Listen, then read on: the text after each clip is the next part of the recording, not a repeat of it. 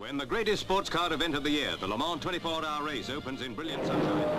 Favorites among the big machines are the Mercedes team, led by Fangio, with Sterling Moss, Carl Kling and Pierre Levay.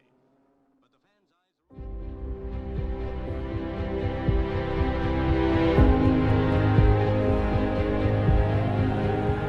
eyes... Yeah, there's a number of aspects of the 300 SL that stand out. And one, initially, the forerunner won the Le Mans 24-hour race, the most prestigious endurance race in the world, in 1952. What's remarkable is that we're over 3,000 of these Gullwings and Roadsters produced, but the popularity that they enjoy. And I think more importantly, for the person who's both new to the cars as well as familiar, they're very easy to drive, relatively speaking, compared to other vintage automobiles.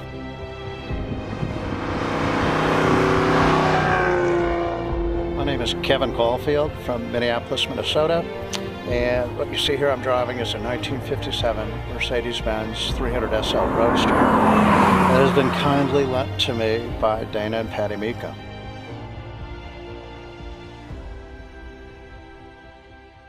The 300 SL is just one of the most beautiful cars ever made, in my opinion. I mean, I mentioned earlier a magazine that I still have from the 90s. I was awestruck by it, and I really I think it's got an amazing combination of curves and lines. I mean, every angle presents something different, from the rear, from the side, from the front, cruising along at 80 miles an hour and able to talk to each other. It's astounding aerodynamics. The engine noise, I can't think of anything not to like about it.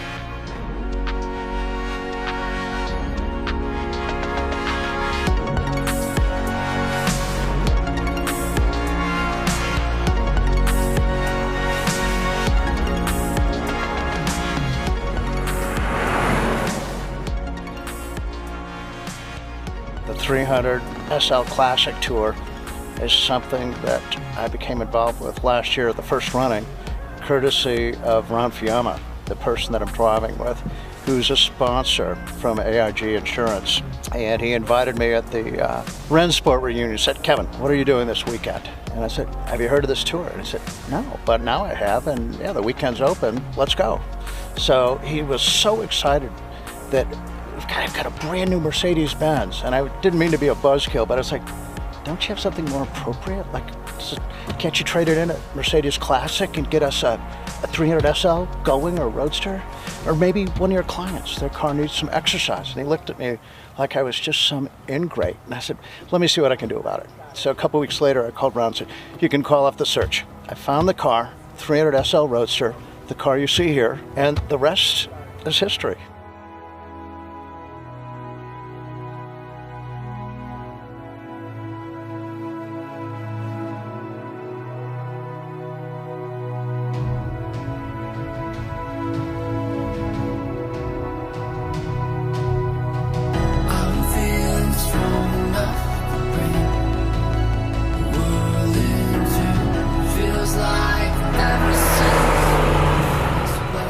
So we came into Utah on Tuesday, and just the drive here was unbelievable.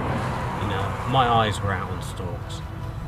And I was thinking, how do you drive a car 1,200 miles in 4 days and take in the scenery at the same time? You know, the car's function is the catalyst, but it's the people that make the event fun. And there's a very eclectic group here that's very congenial to one another. There's again, the common denominator being the 300 SL, but what's really spectacular is so many of us have commented about never seeing this part of the world, and be able to spend 1,200 miles over 4 days driving through here and seeing this beautiful landscape that the U.S. has to offer. It's a memorable treat. In fact, already people are talking about, can we run this in reverse next year, or when can we do this again? We've now had 1,000 miles under our belts, and at first the car was quite intimidating. I mean, you get into these corners, with drop-offs and rocks, and these are old cars without airbags, and it was not going to end well if we'd gone off the road. So I took it very easy. But then, as the car's amazing. It's a supercar, so it's like a Porsche Carrera GT of the '50s. The views just spectacular. We had At times we would just come down through the mountains and suddenly a vista would open up and it looked like, you know, in my mind I just want to push a camera shutter and capture that moment in time.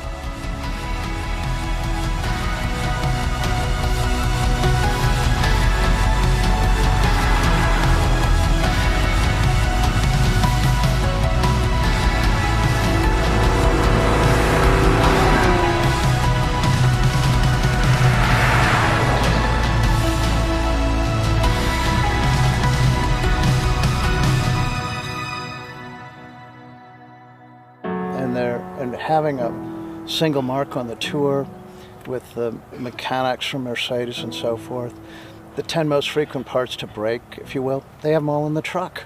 So they know exactly what to do to keep you rolling.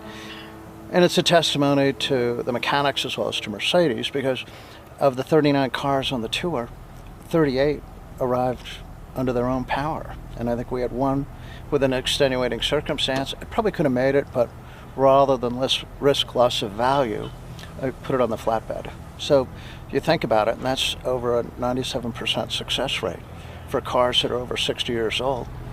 That's admirable.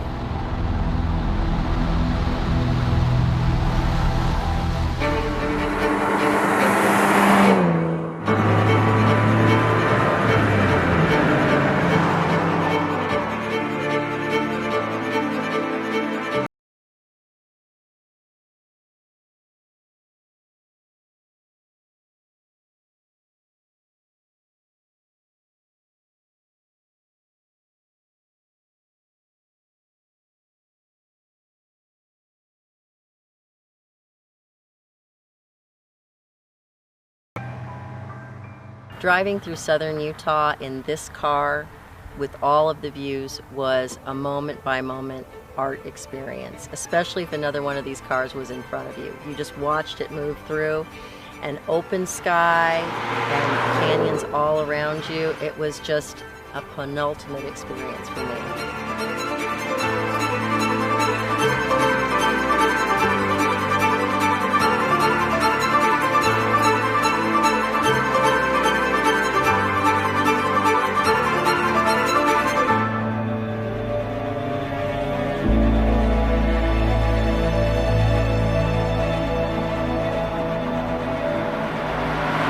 We just go, and we didn't want to stop at anything. We just wanted to get to the next thing, and just driving through and seeing all the mountains and the way everything was kind of set up, it was just unbelievable.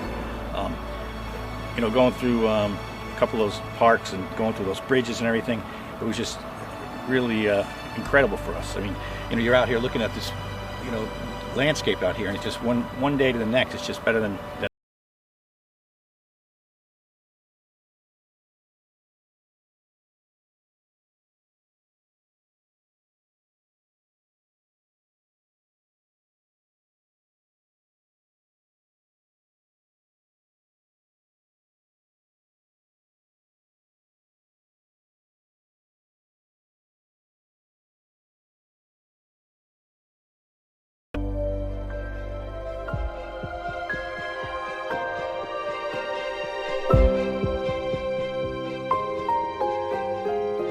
So that's a great endorsement for the event, the cars, the route, all the people involved in making this a really enjoyable event. So it gets a big thumbs up.